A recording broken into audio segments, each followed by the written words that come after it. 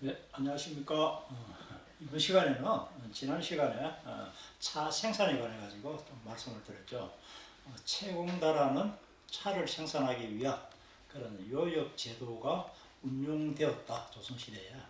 그래서 조선 정부에서 국가 운영에 그 많은 차들이 소요되었음에도 불구하고 차 산지에서 그런 조세 제도를 통해 가지고 차를 생산해 가지고 조달할 수 있었다는 겁니다.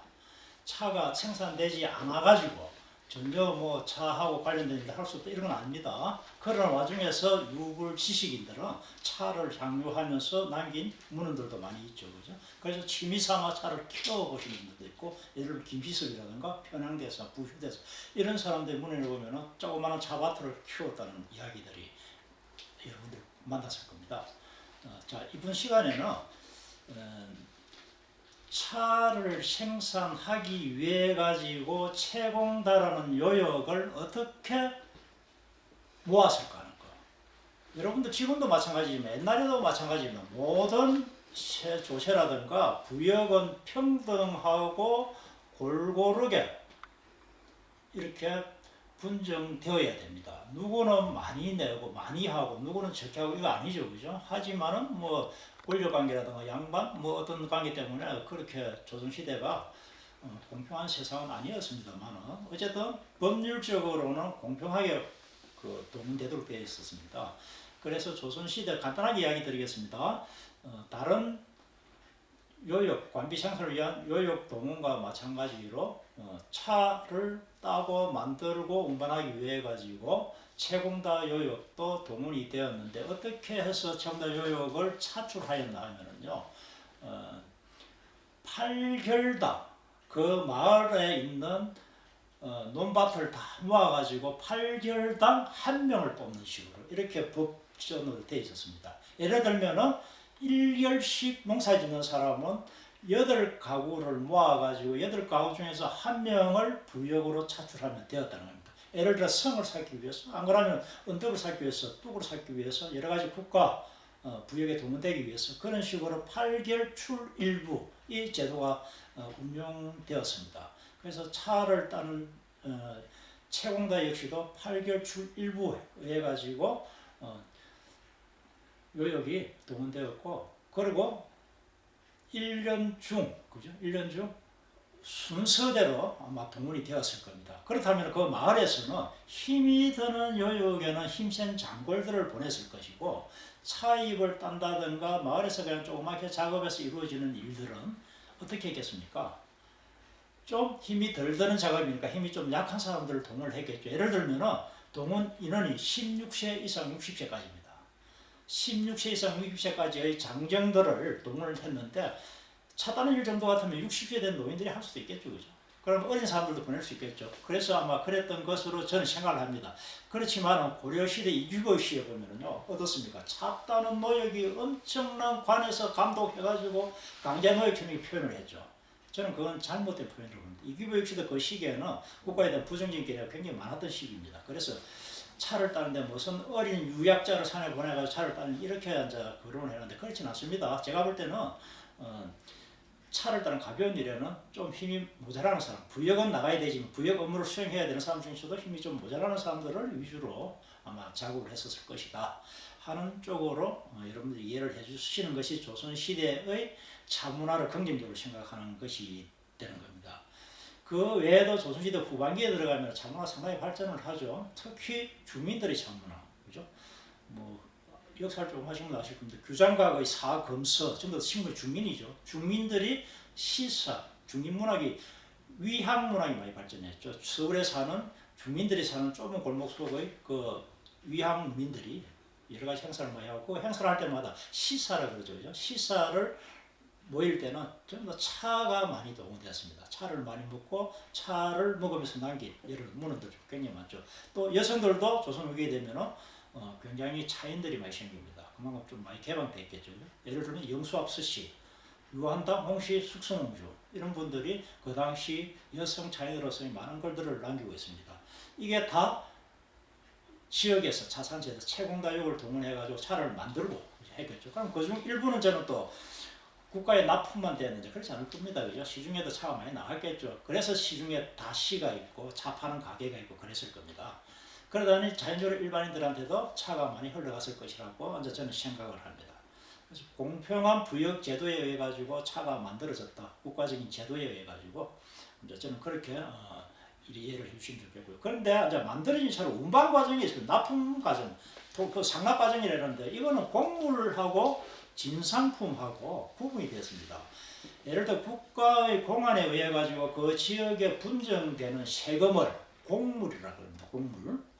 그거는 1년 내내 분정된 양만큼 다양한 물자들이 그 지역에서 만들어져 가지고 서울까지 상납을 하는 거고, 진상물은요 군현으로 분정되는 것이 아니고 도까지만 분정해요. 도 책임자는 관찰사죠. 그죠? 도 감령까지 분정이 되는 겁니다. 그래서 진상물은 도지사, 지금으로 얘기하면 도지사죠. 관찰사에게 분정이 되면 그 관찰사는 그 도에서 진상을 만들 수 있습니까? 차 한 가지만 생각해보세요. 차 만들 수 없죠. 예를 들어가지고 경상도 감령에 그 차가 진상되어야, 감령의 진상품은 주로 뭐가 떨어지나 하면은 천신용 재물들이 떨어집니다.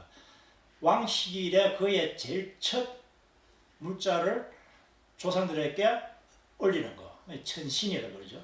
천신용 재물들은 감사들이 준비를 해가지고 진상물이라고 했습니다. 그리고 왕에게 특별한 음식을 갖다 드리는 것도 진상물이라고 그랬고요. 이 진상물이 올라가는 만들어진 루트하고 곡물이 올라가는 루트하고는 조금씩 다릅니다. 담당자도 다르고, 예를 들어 곡물은 그 지역에 분정된 양이고 늘 주기적으로 고정적으로 내야 되는 그런 양입니다. 이 양은 그 지역에 생산하는 임토 작공의 원리에 의해 가지고 그 지역에 나는 물건을 넣어야 되고, 또 한 가지 배는 이 지역에 한번 분정되어 버리면요 나지 않아도 안 없어집니다. 내야 됩니다. 그 일정 부동의 원칙이라고 합니다. 그 관비 생산의 원칙, 임토 작공의 원칙, 일정 부동의 원칙이 특산물에 준용되었던 것입니다. 그래서 우리가 여러분들이 잘 알듯이 차하고 관련된 부분은 뭐가 있습니까? 함량의 김종직 군수가 그 당시에 차밭을 만들었는데, 만들기 전에 몰랐죠. 옛날에 차가 났는데 지금 차가 안 나가지고, 그렇다고 세금은 차가 분정되어 있기 때문에 세금을 내기 위해 가지고 돈을 거두어 가지고 이 말에 사서 납품했는데 이러면 안 된다. 그래서 관에서 관의 비용으로 차밭을 구해 가지고 차나무를 심었다 하는 거 여러분들 알고 계시죠? 그게 뭐냐 하면은 차는 관비로 생산해야 되기 때문에, 백성들 한 사람 한 사람한테 거두는 것이 아니고 관에서 생산해야 되기 때문에 그렇게 한 겁니다. 그렇게 만들어진 차는 그 마을에서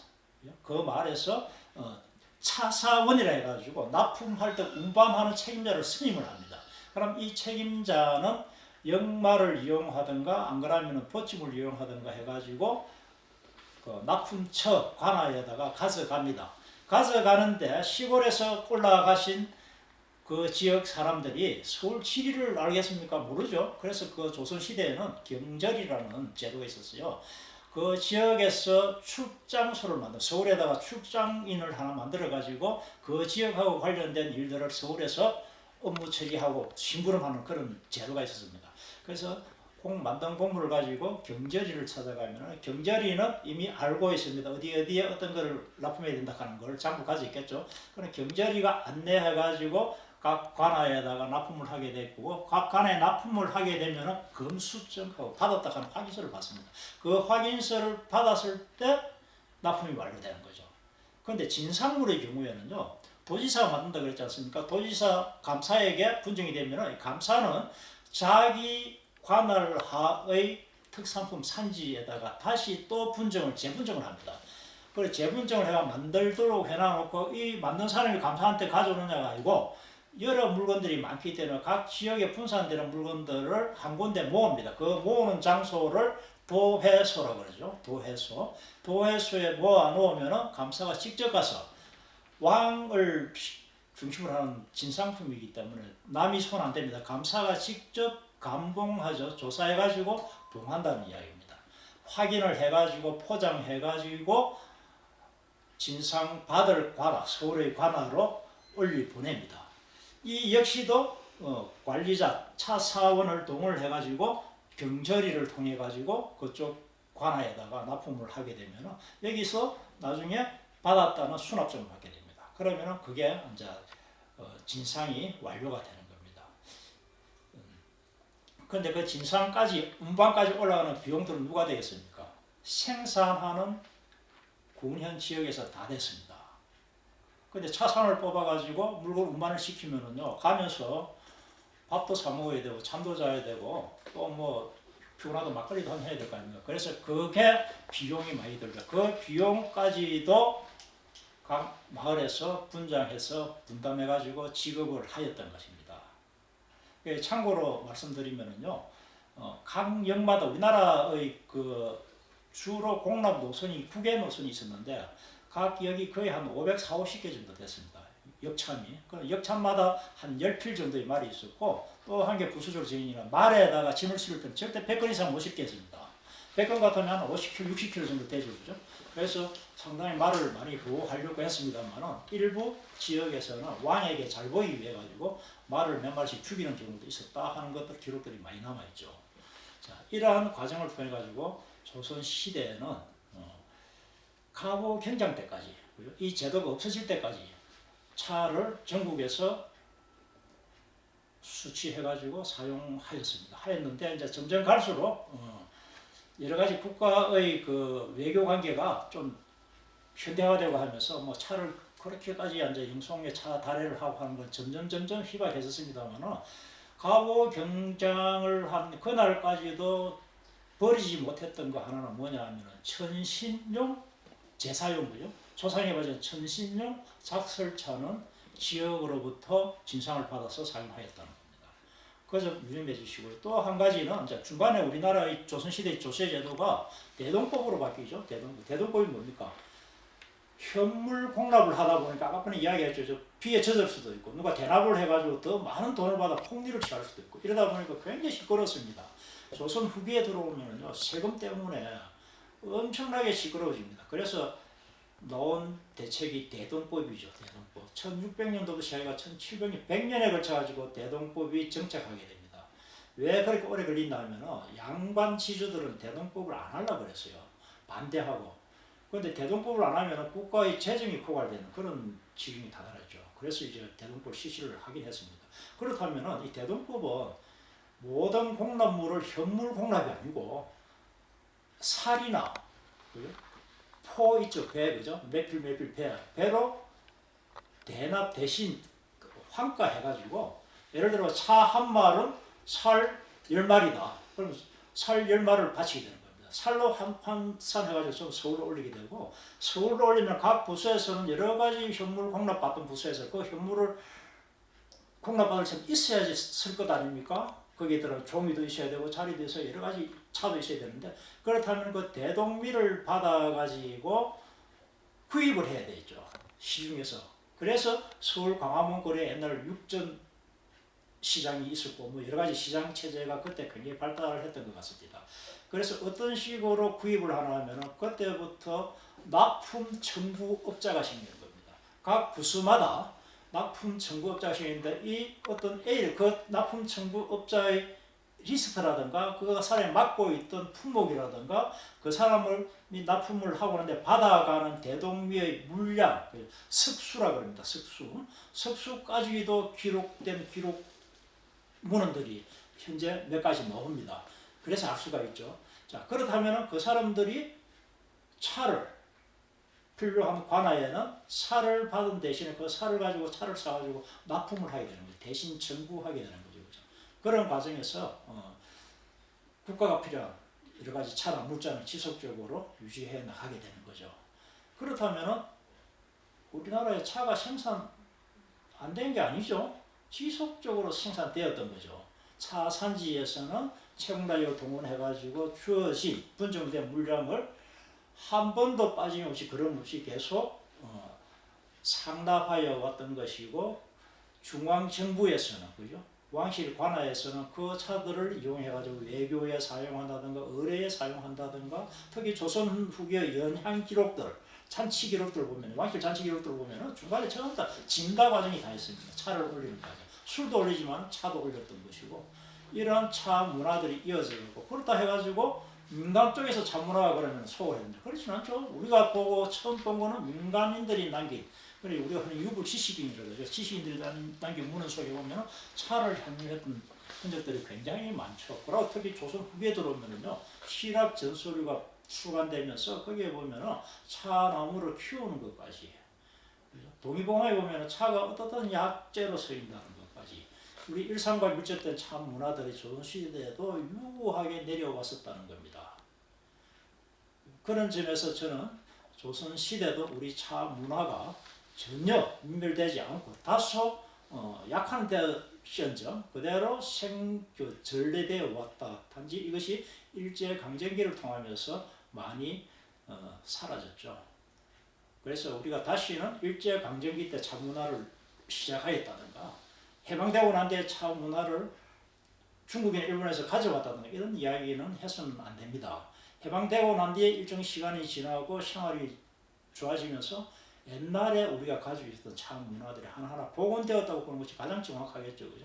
저는 어떤 분들이 쓴 논문 중에서요, 해방 후에 60, 70년대부터 일본의 차 문화가 들어왔다, 중국에서 차 문화가 그대로 들어왔다, 이런 이야기를 하시는 분들 많았어요. 그런 분들은 반드시 이런 내용들을 시중에 조선시대의 차 산지와 공납차에 관한 영국하고 책자도 나가 있습니다. 그런 책들을 보시면 이렇게 조선시대 제도적으로 국가 차원에서 많은 차들이 만들어지고 그 차들이 활용되었다 하는 것을 알 수 있을 겁니다. 자, 이런 점에서 제가 여러분들에게 이런 이야기를 드리는 겁니다. 자, 감사합니다.